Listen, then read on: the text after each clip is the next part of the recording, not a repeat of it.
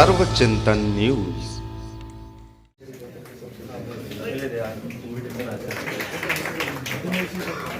और मैं दिनेश गोयल जी जो हमारी बैकबोन है, मैं उनसे रिक्वेस्ट करूंगा वो आए और स्वागत करें। सिद्धार्थ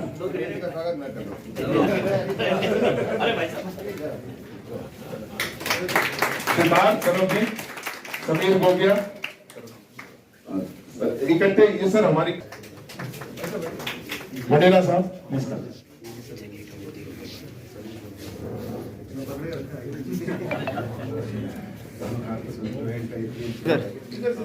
और बिग साहब मनी जी मोस्ट सीनियर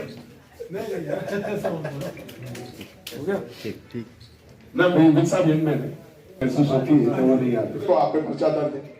ऐसी कितनी ऐसी समस्याएं हैं कि जिनका निवारण करना बहुत जरूरी है और इसीलिए आज आरडब्ल्यूएस के बीच में संदेवा साहब आए हैं और जो वो अपनी तरफ से कर सकेंगे बेस्ट। हमारे को तो मालूम है कि एफर्ट से ही काम होगा, एश्योरेंस और प्रॉमिस से कभी काम नहीं होता।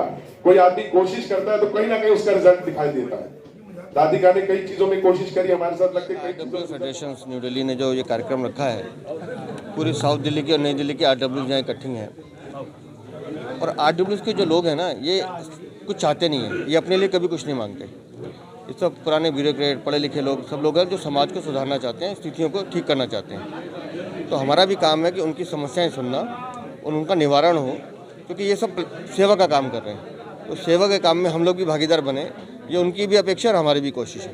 वीरेंद्र जी, 24 तारीख को एमसीडी में मेयर का चुनाव एक बार फिर से होगा, क्या लगता है? क्योंकि अभी आपने कहा था कि शायद इस बार मैं अभी भी कह रहा हूँ कि हमने सभी पार्षदों से कहा है अंतरात्मा की आवाज़ पे वोट दें, लेकिन मैं चाहूँगा आपके माध्यम से कि अरविंद केजरीवाल अपने गुंडों को उस दिन गुंडाई करने से रोकें। क्या लगता है कि बीजेपी अपना मेयर एक बार फिर जो है बना सकती है? मैंने अभी कहा ना कि अगर उनको कॉन्फिडेंस होता कि वो बना सकते हैं तो वो गुंडागर्दी नहीं करते। जिस दिन मेयर का नॉमिनेशन हुआ था, उन्होंने अपने 2 कैंडिडेट अनाउंस किए, मेयर का और डिप्टी मेयर का। क्या कारण था कि उन्हीं के 2 पार्टी के लोग अलग से जाके फॉर्म भर कर आए? चाहे उन्होंने विड्रॉ करा लिया, मेरा मानना यह है कि उस नॉमिनेशन के बाद से आम आदमी पार्टी के पार्षदों में 2 फाड़ हो गया, उसमें भारी टूट है, जिसका परिणाम को देखने को मिलेगा। 24 को आश्चर्यजनक परिणाम ये देखने को मिलेगा कि मेयर बीजेपी का बनेगा। अगर आम आदमी पार्टी गुंडाई नहीं करती तो परिणाम सुखद होंगे। तो आपको लगता है कि इस बार भी गुंडागर्दी नहीं करेंगे हमारे? हमने तो निवेदन किया है वहाँ के पीठासीन अधिकारी से भी और एलजी साहब से भी कि वहाँ व्यवस्था ठीक हो, उनको गुंडागर्दी करने का मौका ना मिले। सर, यहाँ जो आरडब्ल्यू की समस्याएं को लेकर बीजेपी के पास एक तो सीट नहीं है, सरकार में नहीं है आम आदमी पार्टी, और एमसीडी में भी एक तरह से अभी कुछ है। तो इतनी समस्याओं को कैसे फिर बीजेपी नहीं? बीजेपी जनता की आवाज़ है, उसके लिए सरकार का होना ज़रूरी नहीं है।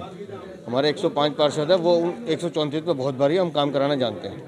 और मेयर भी अब लगता है बीजेपी की। मैंने अभी कहा, हमने अंतरात्मा की आवाज़ पे वोट देने के लिए कहा है, तो वो अनुभव को, हमारे शासन को वोट देंगे। मैं जितने लोग कह रहा हूँ खुद समेत, हम अपने बच्चों को बनाना तो वैसा चाहते हैं आइडियल, लेकिन 8 साल की उम्र में उसके हाथ में मोबाइल पकड़ा देते हैं, 10 साल की उम्र में उसको फैसिलिटी दे देते हैं।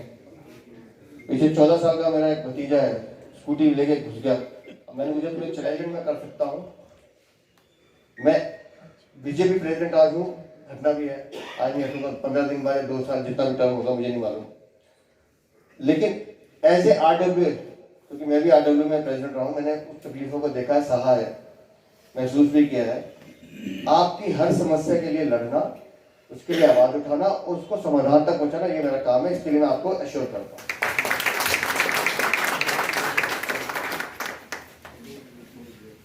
3 to 2 घंटे डेली 14-5 हमारा ऑफिस है।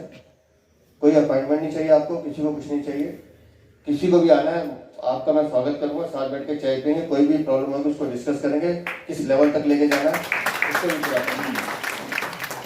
आप लोगों ने आज इतने प्यार से मुझे बुलाया है, लेकिन मैंने पहले निवेदन किया विवेक से भी कि मेरे आज लगातार संडे के कारण कार्यक्रम बहुत होते हैं।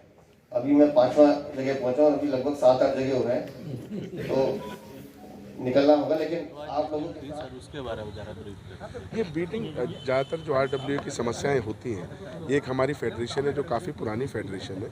हम इसमें लगातार कोई ना कोई समस्याएं उठाते रहते हैं और अलग अलग फोरम से लोग, पार्टी से भी लोग आते रहे हैं और हम अपनी प्रॉब्लम्स को पूरी कोशिश करते हैं कहीं ना कहीं सिरे चढ़ाएं, उसका सॉल्यूशन करें।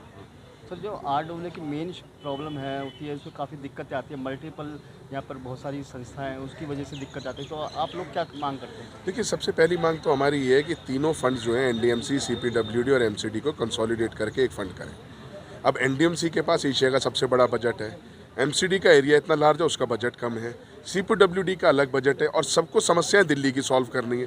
जब दिल्ली की समस्या सॉल्व करनी है तो बजट एक क्यों नहीं, बजट अलग अलग क्यों है वहाँ पे? अब NDMC के पास इतना बजट है, MCD कहता है हमारे पास उतना बजट नहीं है जितना बजट हमारे को चाहिए होता है।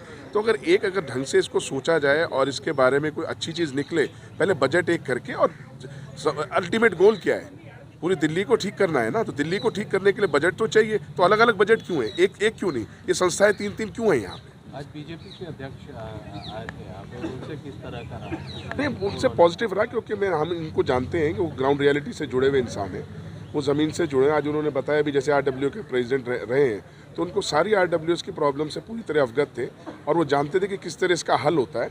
और हमारे को ये मालूम है कि हमारी कम से कम आवाज़ ऊपर तक उठा सकते हैं। अगर हम कुछ इसके अंदर आंदोलन खड़ा करें तो आंदोलन का नेतृत्व भी हम चाहें तो, अगर वो करना चाहें तो करें, क्योंकि लेकिन बेसिकली होना चाहिए, प्रॉब्लम सॉल्व होनी चाहिए। आज कितने RW?